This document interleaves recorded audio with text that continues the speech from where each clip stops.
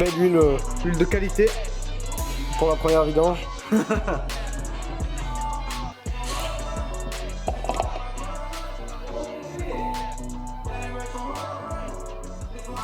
Regarde que ça coule pas dessous. Oh là, est-ce que ça coule? Ça ne coule pas. Tu me fais peur, j'ai pris des jours là-bas, ça coule.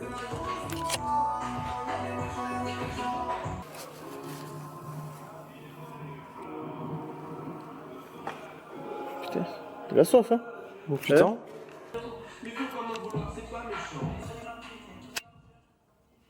C'est pas vrai. Alors, où en sommes-nous? Ça y est, le moteur est dedans. Donc, qu'est-ce qu'on a fait là, dernièrement? Donc, ça y est, on a rempli la direction assistée, donc le bocal, là, on l'a rempli. Donc, on a bien mis les colliers sur nos durites. Là, ici, on a mis un coude en cuivre pour rentrer plus facilement dans la pompe d'air. La petite durite, hop, elle se raccorde ici sur la boucle pour refroidir l'ADA qu'on avait oublié de remettre quand on a mis l'huile. C'est pour ça qu'il y a le petit pot par terre. Ensuite, on a resserré la banjo et on a changé la crémaillère de direction et la colonne de direction. Car on avait fait des conneries, on avait tout coupé, tout ressoudé, sauf qu'au final, c'était pas nécessaire. Donc, on a remis une crémaillère d'origine. Donc, on a tout connecté, on a remis l'huile de DA. Ensuite, qu'est-ce qu'on a fait? On a fait ça, on a branché la boîte de CU avec le CU, on a tout raccordé. Donc là, c'est quelques fils qui restent, c'est pour le compteur. Donc il faudra qu'on voie ça la prochaine fois, mais normalement, c'est pas censé nous empêcher de démarrer, parce que c'est un CU à part, pardon. Du coup, on a raccordé notre dernier borne à l'électricité ici, à notre bornier de plus, comme on a relocalisé la batterie. Donc ça, c'est notre alimentation de la batterie qui arrive du coffre, qui se branche sur cette borne en cuivre. Ensuite ici c'est notre boîte à fusible, ça c'est notre démarreur et notre alternateur qui se raccorde comme d'origine sur la boîte à fusible sur le côté droit. C'est déjà pas mal. Qu'est-ce qu'on a fait d'autre?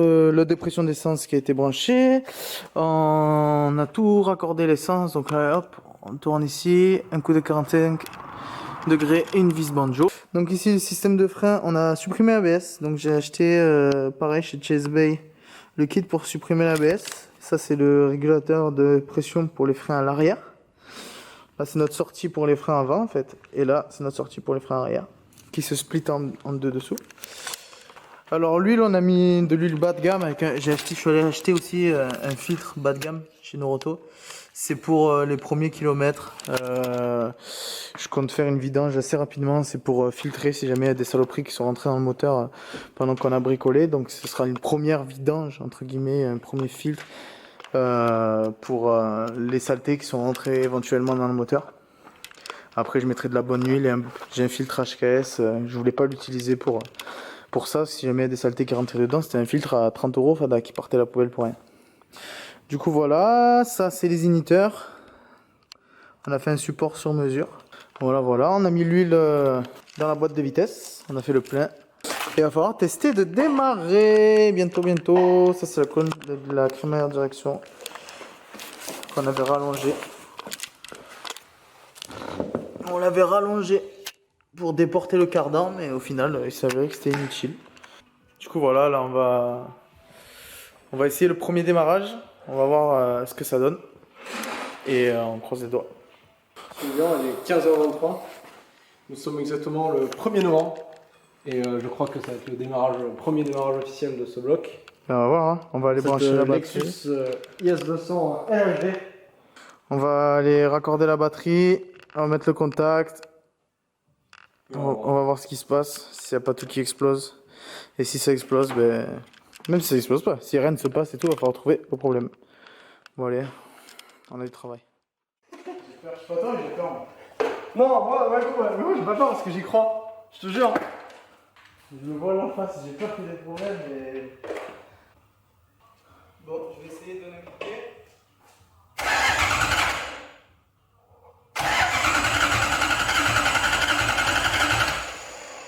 Il n'y a pas d'essence. Je pense qu'il arrive. Mais attends 2 secondes, on est d'accord que là il a tourné. Je suis pas fou. Fais-le. Oh, il tourne. Bon, la pompe à essence ne s'allume pas. Attends, avec ce bruit déjà.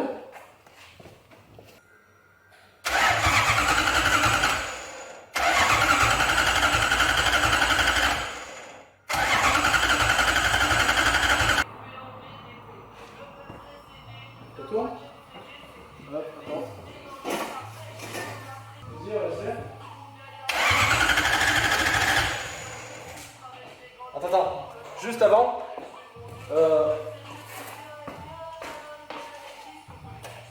Vas-y.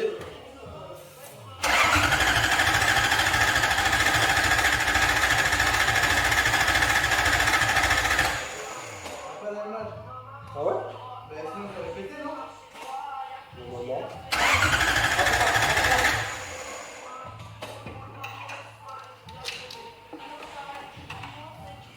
Vas-y.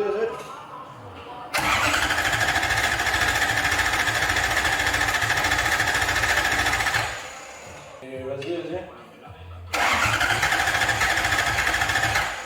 On n'a pas d'allumage.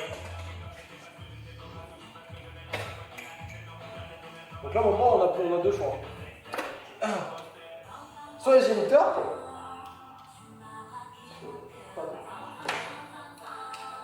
soit les géniteurs.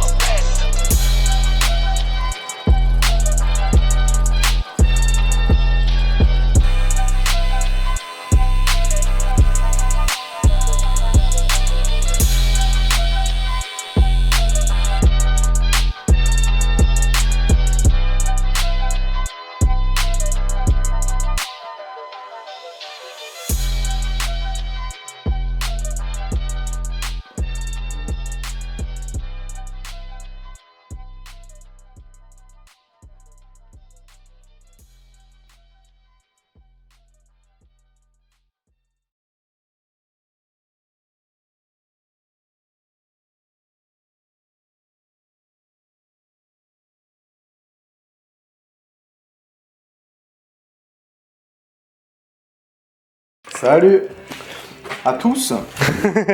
Bonsoir. J'espère que ça vous fait plaisir de nous voir. Après 255 jours de passé, on se retrouve aujourd'hui. Bientôt un an. Hein.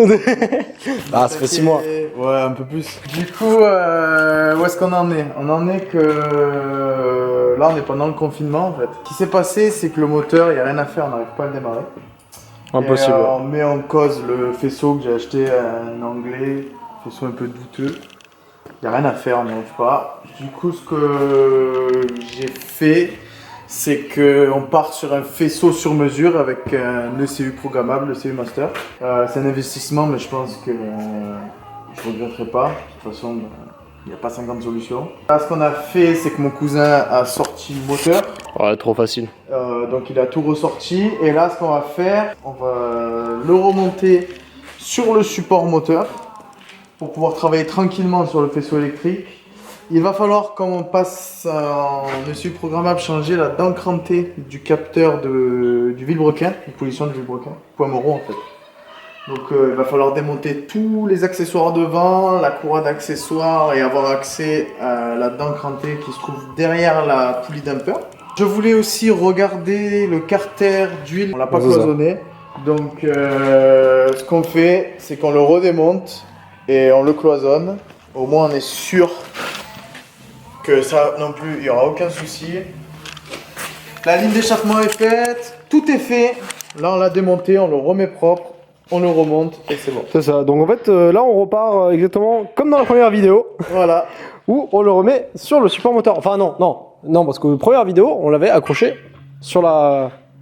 Sur le palan. Ah oui, c'est vrai, on était sur le palan. Non, là. Ouais, ça date, hein. Ouais, c'est vrai. Je me peux oublier ce palan. Moi non plus. C'est le mien, je l'ai pas oublié. Quelque chose que j'ai pas dit, c'est qu'avec ce nouveau ECU, on va supprimer ça. Donc les doigts d'allumeur, le distributeur, tous les câbles de bougie, tout ça. Tout qui vient. Les inhibiteurs là, tout ça, ça dégage. Du coup, c'est bobine de Toyota Yaris. Ouais, j'ai passé en bobine logique, comme sur les voitures un peu plus récentes, donc ce sera beaucoup mieux que ça. Là, c'était vraiment, on passait par les inhibiteurs qui sont là-bas sur la voiture. Des inhibiteurs, ça va aux inhibitors, des inhibitors, ça va aux bobines d'allumage, et après, c'est distribué. Alors, ça fait plusieurs passages, et quand il y a une panne, ça remet tout en cause. Là, on partira de l'ECU direct aux bobines. Au moins, ce sera beaucoup plus simple. On supprime aussi le débitmètre. On va passer en capteur MAP. Donc, on va se prendre sur une sortie de dépression sur le collecteur d'émission, par exemple celle-là, là, et on ira directement sur l'ECU pour avoir la capteur de pression atmosphérique. Voilà. Ça c'est l'état du faisceau actuel, donc des fiches un peu coupées partout, je sais pas si on voit bien. Ouais, c'est pas incroyable. Donc voilà, ouais, du coup, ouais, des fiches coupées, tout ça. Donc en fait, on a eu l'espoir de réussir à faire quelque chose avec ce faisceau, mais impossible, il y a trop de travail, on a des déperditions, donc on a tout mesuré à l'oscilloscope, tout ça. Trop de pertes, on a des capteurs qui déclenchent à 2 volts alors que ça sert à en avoir 10. Enfin, c'est impossible à faire, on a trop de déperditions, on n'est pas sûr des masses, tout ça, donc on repart sur on n'est pas sûr du tout du faisceau, donc c'était un coup de poker. S'il aurait fonctionné, ça aurait été bien, on aurait eu un faisceau pour pas cher. Ce faisceau, je l'avais payé 200 € d'Angleterre, frais port compris, avec le CU et tout. J'ai dit bon, si on y arrive, tant mieux. Au final, si j'avais su, je serais parti direct sur un bon faisceau, mais bon. Si Au moment on le saura, quoi. Si on savait tout, on serait pas là. Du coup, on va tout démonter, on va démonter la boîte, on va le mettre sur le support moteur, et une fois qu'il sera sur le support moteur, on y verra déjà plus clair. Ok, jour 487 000. Oui, 487 000 en effet. Donc là, on veut poser les bobines. Donc, passage en bobine logique de Toyota Yaris. Est-ce que c'est normal ou pas? Je ne sais pas. La bobine, elle passe pas dans le puits. C'est ça, donc on a mesuré le puits, il fait 23,8. Ouais. La bobine, elle fait 24. Donc et la nervure, là, il y a une petite nervure dessus, je sais pas si on va la voir. On ne la verra pas. Si, on la verra, du coup, juste là, petite nervure. On va poser les bobines un tout petit peu, les passer au tank. Comme ça, on va essayer de rattraper ce qu'il faut. On teste sur une. Et en espérant que c'est ça. En espérant qu'on fait pas une connerie. Et si c'est bon, ben, on le fait surtout. Allez, c'est parti.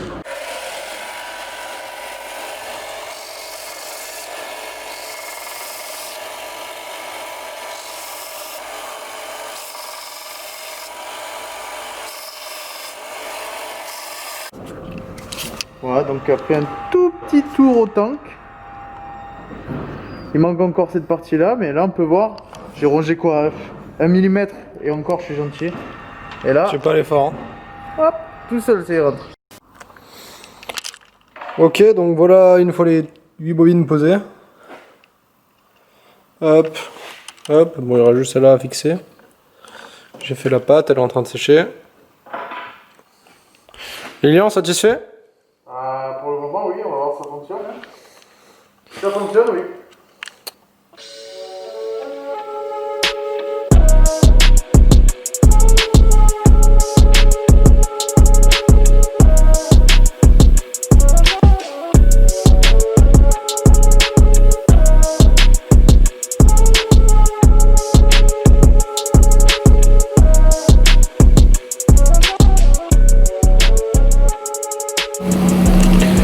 Ok, vas-y.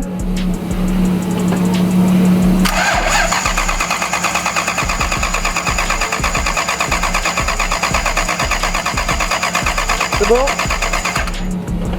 On est en gros entre. T'as le 10, t'as la barre là, t'as la barre là, on est sur la première barre. Ça veut dire qu'il faudrait revenir un chouïa encore en arrière. C'est ça. Ah ben, Non, au contraire. revenir vers le zéro. Ouais, c'est ça. Donc 110, 117. On va me mettre 116.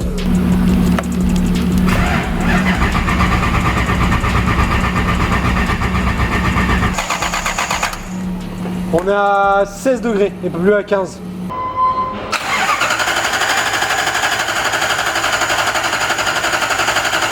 Je mets l'essence, on a combien là? Vas-y. On avait un souci de pression d'essence. Là, c'est bon, là, on est à 58. Et Alors garde que- la pression? Bah, en fait, ça retombe à 40 après. Ouais. Ok. Donc, ouais, on avait un souci de pompe à essence. Et... Vas-y.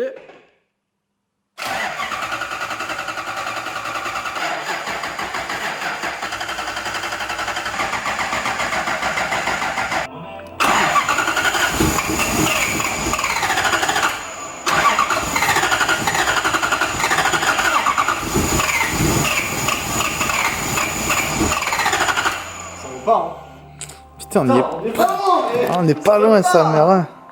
Donc là, ce qu'on a fait, comme on passe en bobine, on n'est pas sûr à 100% de notre montage. J'ai l'impression que les bobines sont un chouïa courtes que j'ai acheté. Donc pour être sûr à 100% que nos bobines touchent les bougies, on a fait un truc simple, c'est qu'on a récupéré les fils de bougie d'origine et on les a mis direct à la bobine au fil de bougie. C'est pas ça va pas rester comme ça, hein, mais là au moins pour nos tests, on est sûr qu'on a étincelle. Pour l'essence, là on est à 25 PSI et en full charge, on monte à 55 PSI. Normalement, ça devrait aller. Ouais, j'ai mis 24 millisecondes au démarrage, l'ouverture des injecteurs. Vas-y, viens essayer de démarrer.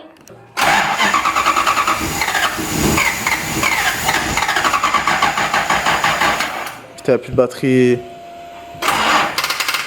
Ah! Oh, c'est un délire. Il faut H24 changer les batteries. C'est un truc de fou. On passe nos journées à changer les batteries. Faut pas sous-estimer le réglage d'un ECU. Hein. Oh là là, qu'est-ce que c'est galère. C'est le groupe électrogène chargeur de batterie, cette BM. Bon. Il s'est passé beaucoup de choses en off. Donc Bah, pas tant que ça.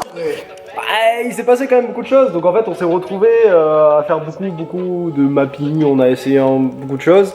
On a tout essayé, on a tout Ouais, c'est démonté ça. sur le moteur, on a tout bidouillé sur l'ordinateur. Et là, ce matin, qu'est-ce qui s'est passé? Moment fatidique. Ce matin, début d'après-midi. Ouais, c'est ça. Vas-y. Hé, hé, hé. Voilà. Ça tourne. Bon, les bobines, faut pas poser de questions. Bon, là, il va falloir qu'on règle l'allumage. 33 degrés. Il y a 33 degrés à ajuster. Voilà. Il y a 33 degrés d'allumage à régler. Donc il va falloir qu'on fasse ça. Il va falloir du coup, bon là on a mis les bobines comme ça pour être sûr à 100% que notre problème venait pas des bobines. Parce que j'avais la petite impression que les bobines étaient trop courtes. Du coup ce qu'on a fait c'est qu'on les a toutes mis avec les câbles d'origine. Donc là au moins on est certain qu'il n'y a pas de problème, que le ressort de la bobine ne touche pas. Au moins là maintenant on est sûr que les injecteurs fonctionnent, on est sûr que l'allumage fonctionne, le moteur démarre, le CU fonctionne, tout fonctionne. Maintenant c'est de l'affinage et du réglage, et maintenant c'est ce qui est plaisant, c'est de savoir où on va. Maintenant on sait que le moteur tourne. Et voilà, on a entendu je crois une petite fuite au collecteur échappement. Faudra vérifier, au pire des cas on la sortira et on mettra un coup de soudure. La batterie on va pouvoir la mettre définitivement dans la boîte là-bas. Qu'est-ce qu'il y a d'autre? Il va falloir la poser sur ses roues. Il restera une carto à faire. Donc il va falloir sortir le gros billet là. Ah là, ça va piquer. Hein, mais, ça va pas être évident. bon, alors. Mais bon, il faut. Ensuite, une fois qu'on aura fait tout ça, ce sera plutôt bien. Il y a une belle géométrie à faire aussi, vu qu'on a tout démonté le châssis. Putain, je suis content, mais d'une force. Je suis trop heureux. C'est compliqué, hein, mais ça fait du bien de se dire qu'après 10 mois De galère. ça, de galère. Mais c'est surtout l'électronique en fait. C'est ça, parce que du coup avec l'autre faisceau, impossible.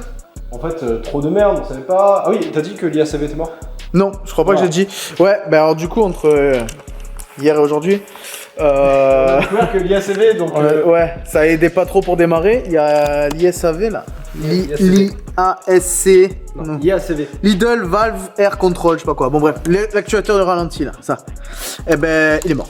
On l'a démonté, on a regardé les roulements ils tournent pas trop bien et on a testé avec le ohmmètre et tout, on n'a pas les valeurs qu'il faut et on l'a forcé avec la batterie et... En gros, ce que j'ai fait, c'est que j'ai bypass. Donc en fait, lui là normalement du coup c'est fermé, c'est étanche et ce qui fait que je l'ai ouvert de 4% et sur le PC je l'ai setup à 0. Donc au final, on va dire c'est comme lui, si lui était ouvert tout le temps. C'est ça. Et donc en fait ça me permet d'avoir ralenti. Si là je mets à 0, impossible de démarrer, il n'y a pas d'air. Donc voilà, donc là on a déjà tout setup, on a l'eau qui transfère bien, ça commence à être chaud. Enfin voilà, je sais pas si... Parce qu'on a fait tellement de choses en off. Franchement on est des enculés pour ça. On a mis un snap off, donc j'ai changé le moyeu. Snap off avec un volant Momo. Faites pas gaffe au klaxon. Hop, avec un snap off Zenki. Voilà. Le bouton qui fonctionne. Voilà. On a mis le frein à main hydraulique ici. Chase Bay. Voilà. Manomètre de température d'eau. Encore on est monté à 40 degrés presque. À gauche c'est l'AFR, à droite c'est la pression d'huile. Puis voilà, j'ai branché les analogues des manomètres pour que le CU les prenne en compte. Qu'est-ce qu'on a fait? On a vidé l'arrière de la voiture aussi. Mis des harnais Takata. Ah, on a changé la pompe à essence. On a mis une pompe à essence Walbro 255 litres/heure. Parce que comme c'est quand même une voiture de drift qui va tourner à l'éthanol, la pompe à essence d'origine, j'ai peur qu'elle se fatigue trop vite. Donc on a mis une pompe à essence gros débit. Voilà, ça c'est les lignes de frein. Ça c'est les boules pour la pétanque, toujours. Ça c'est les lignes de frein arrière qu'on a passé en apparent. Chase Bay aussi. Franchement, pour tout ce qui est freinage, tout ce qui est durite et tout, Chase Bay c'est le top. C'est cher mais on sait pourquoi on paye. Puis voilà, hein. On a fait le tour. Hein. Je suis super content. Franchement le feu. Ah, il faut qu'on fasse une boîte aussi pour là. Ça c'est nos plus, donc on a mis un peu du scotch à l'arrache, juste comme ça pour pas qu'on s'électrocute. Mais ça c'est nos borniers plus. Détecté de fuite à direction assistée. Ça c'est un bon point. Ni à l'eau, je crois qu'il y a une petite fuite à l'eau, mais il va falloir la réparer. C'est facile, ce qu'il reste à faire, c'est facile. Voilà. Bon allez, à la prochaine.